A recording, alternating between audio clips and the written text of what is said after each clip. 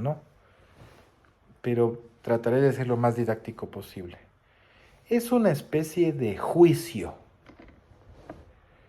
Todos sabemos, más o menos tenemos una idea de lo que es un juicio. Todos creo que hemos escuchado hasta en las noticias, juicios, juicios, juicios, que la Corte de Justicia, que los jueces, que la Corte Constitucional, todos hemos escuchado más o menos lo que es un juicio. A mí me llevan a donde un juez y el juez celebra un juicio en mi contra y me sanciona. ¿De dónde nace este tema de los juicios? ¿De dónde nace este tema? Les comento, somos la Universidad Técnica Particular de Loja. ¿Cuál es el lema, el eslogan de la Universidad Técnica Particular de Loja? La Universidad Católica de Loja. Pues si somos la Universidad Católica de Loja, no voy a tener ningún problema en hablar de temas de la religión católica en consecuencia. ¿Cuál es el origen de los juicios? El origen de los juicios es divino. Los juicios tienen origen divino. ¿Qué significa que tengan origen divino? Que Dios fue el que inventó esto de los juicios. ¿Cuándo fue el primer juicio? El juicio a Adán y Eva. Recordemos más o menos lo que pasó. Dios creó al mundo en 7 días, creó al hombre, creó a la mujer y los puso en el paraíso, donde todo era felicidad, no tenían que trabajar, todo lo tenían fácil, todo era paz y amor. Y Dios solo les puso una condición: cuidado, vayan a comer del fruto del árbol prohibido, nada más. Es lo único que les dijo Dios, les puso esa prohibición. Recordemos que se le asoma la serpiente a Eva, la serpiente la tenta a Eva, Eva cae en tentación y termina comiendo el fruto del árbol prohibido. A su vez, Eva convence a Adán y Adán termina también comiendo el fruto del árbol prohibido. Sabemos todos que Dios es omnisciente, omnipresente. Es decir, Dios está en todos los lados, en todo momento y en todo lugar. Es más, Dios está aquí en este momento. Está aquí conmigo, está con ustedes. Él está viendo lo que hago yo, Él está viendo lo que hacen ustedes. Eso es lo que se llama la omnisciencia, la omnipresencia, la omnipotencia. O sea, Dios está en todo momento y lugar. Lo que dicen es el alfa y el omega, el inicio y el fin. O sea, para efectos didácticos, o sea, Dios es como una cámara de seguridad, ¿no? Que nos está viendo lo que hacemos. Ahí están esas cámaras de seguridad en la calle grabando lo que hacemos. Más o menos pongamos ese pequeño ejemplo. ¿Qué quiere decir con esto? O sea, Dios estaba viendo y presenciando perfectamente el momento en que la serpiente tentaba a Eva y Eva caía en la tentación. Dios estaba presenciando y contemplando perfectamente el momento en que Eva convencía a Adán y Adán comía el fruto del árbol prohibido. Dios ya lo sabía. Pero si ustedes se remiten al Génesis, pese a que Dios ya sabía todo lo que sucedió, Dios no los castigó así nomás. No. Dios los enjuició. Pese a que Él ya sabía. No se atrevió a castigarlos sin primero preguntarles qué es lo que había sucedido. Recordemos que Adán y Eva comen el fruto del árbol prohibido. Ellos pasaban en el paraíso desnudos, no sentían vergüenza, no sabían lo que era la maldad, no sabían lo que era el pecado. De repente comen el fruto del árbol prohibido y como comienzan a tener ya las nociones de maldad, del pecado, y dicen: ¿por qué estamos desnudos? No, qué vergüenza, Dios mío, nos tenemos que tapar. Entonces Dios se le asoma a Adán y le dice: ¿por qué te estás tapando? ¿Por qué tienes unas hojas? ¿Por qué te estás tapando? ¿Qué pasa? O sea, Dios así es el que no sabe, cuando Dios ya sabía todo. Es más, Dios ni siquiera tenía que presenciar que ellos lo hagan porque Dios ya sabía que lo iban a hacer.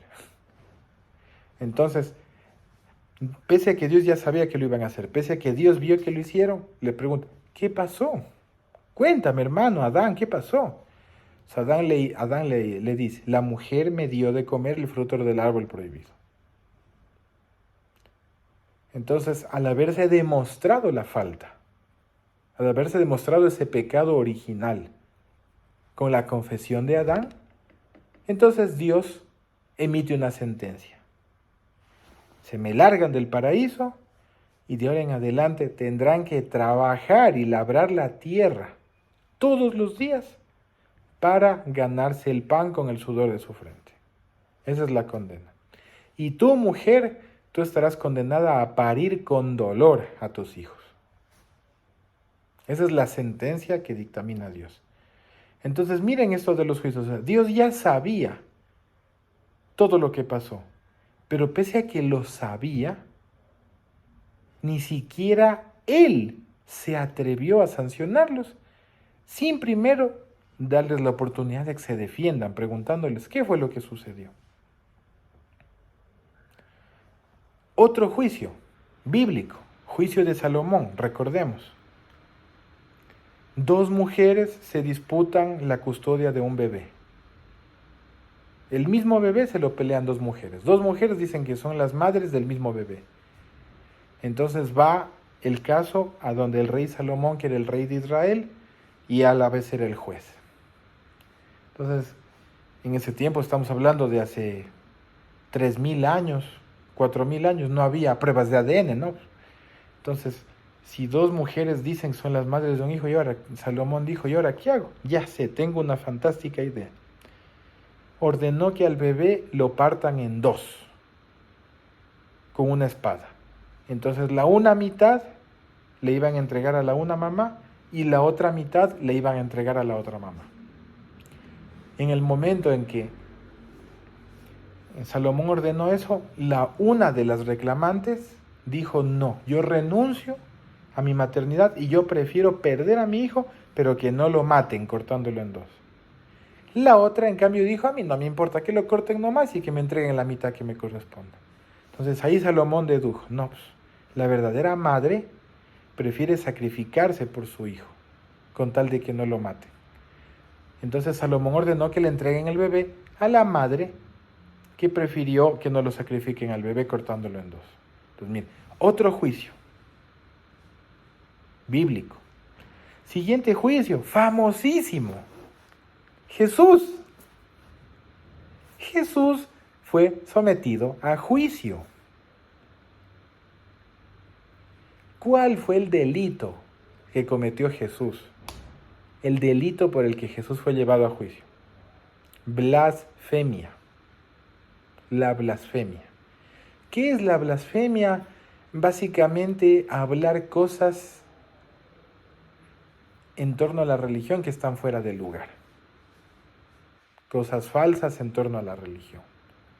Cosas que se salen del dogma religioso. Entonces, por ejemplo, Jesús decía y afirmaba que Él era el Hijo de Dios. Entonces los judíos que lo veían como un simple ser humano más, obviamente les parecía que ese señor está blasfemando, está diciendo barbaridad y me está diciendo que es hijo de Dios y que es Dios mismo. Un simple ser humano está diciendo que es hijo de Dios, está blasfemando. Ese es el delito. ¿Cuál era la pena para ese delito, la sanción? La crucifixión. Recordemos qué sucede. Jesús está rezando en el huerto de los olivos y en ese momento van y lo apresan y lo llevan a la corte de justicia. Pero ¿cómo se llamaba la corte de justicia de Israel hace 2023 años? El Sanedrín. Les ha de sonar, ¿no? El Sanedrín de la Biblia. Lo llevan al Sanedrín. ¿Quiénes eran los jueces? Los sumos sacerdotes. ¿Cuál era el presidente del Sanedrín? Como decir, era el presidente de la Corte de Justicia. Caifás. El Sanedrín lo somete a juicio. Le dice, Señor Jesús, usted está siendo sometido a juicio porque usted ha cometido un delito llamado blasfemia, una falta terrible, gravísima, sancionada con la muerte a través de la crucifixión.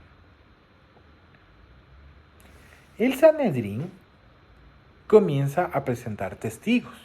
Entonces sale un tipo y dice, sí, Yo lo escuché en Galilea, que él dijo que él era el Hijo de Dios. Sale otro testigo y declara bajo juramento, yo lo escuché, que aquí en Jerusalén él dijo que derrocaría el templo y lo reconstruiría en 3 días. Otro dice, yo lo escuché que, que él va a ascender al reino de los cielos porque es el Hijo de Dios. Entonces, mira, estaban para demostrar el delito de Jesús con testigos. Hasta que Jesús toma la palabra y dice, un momentito, a ver, no hace falta los testigos. Sí, yo soy el Hijo de Dios. ¿Cuál es el problema?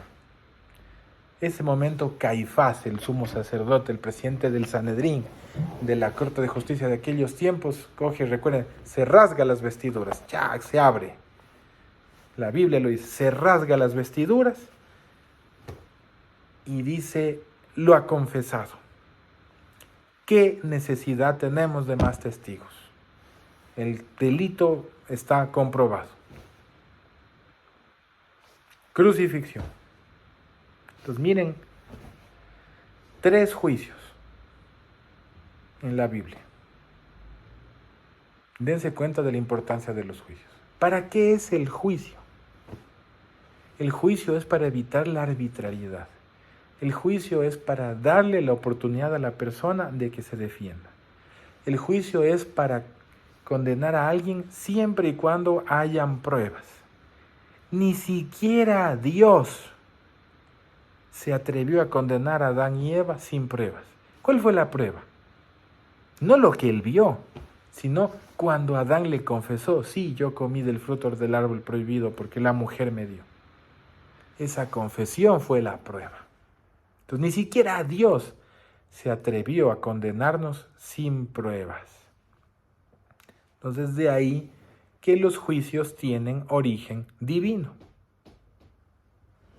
El juicio es una garantía que tenemos todos nosotros para que no nos sancionen sin pruebas. Podemos nosotros en este momento ver que una persona asesina a otra en la calle. Esa persona que acaba de asesinar a otra todavía no debe ir a la cárcel. Esa persona, pese a que todos nosotros lo vimos, esa persona tiene derecho a ir a juicio. Y si en el juicio se le demuestra que él efectivamente asesinó a otra persona, recién ahí se lo podrá sentenciar a la cárcel. Ese es el juicio, es una garantía que evita que nos anden castigando y sancionando solo por un chisme, solo porque a alguien se le ocurrió, solo porque alguien tomó una represalia en contra nuestra. Este tipo me cae mal, lo voy a sancionar. No, tienen que comprobarnos. Para eso es el juicio. Juicio, como su nombre lo indica, llevado a cabo por los jueces. ¿En dónde? En el juzgado, en las cortes de justicia. De eso se trata un juicio y queda perfectamente explicado el origen divino.